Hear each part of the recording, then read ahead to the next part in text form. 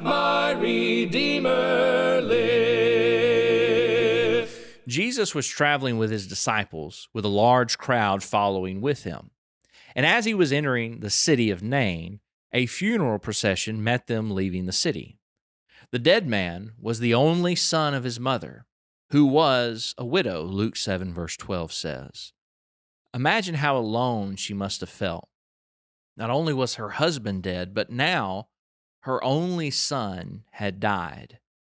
And while her economic condition may have varied from poor to wealthy, the text doesn't really say, the grief she felt would have been immense.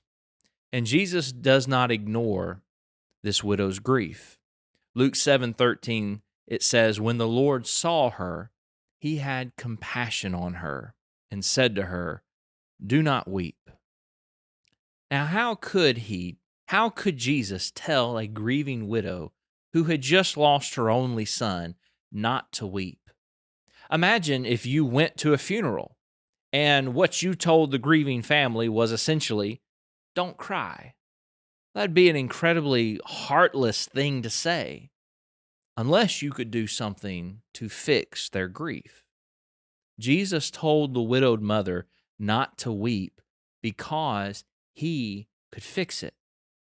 Luke 7, verse 14 and 15 says this, then he came and touched the open coffin, and those who carried him stood still.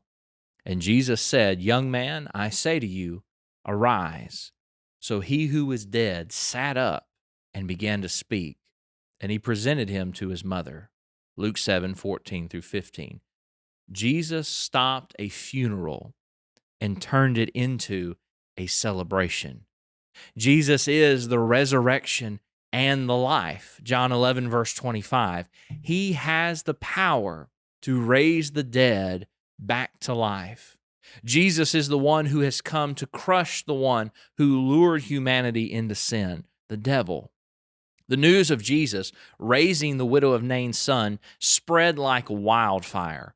You read Luke 7, verse 16 and 17, and it says, then fear came upon all, and they glorified God, saying, a great prophet has risen up among us, and God has visited his people.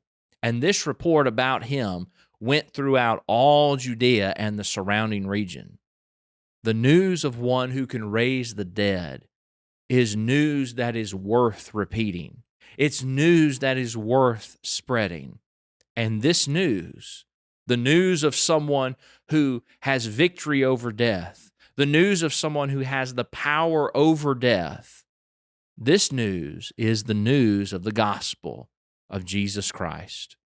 I appreciate you listening and watching to another video, another episode of Centered on Christ.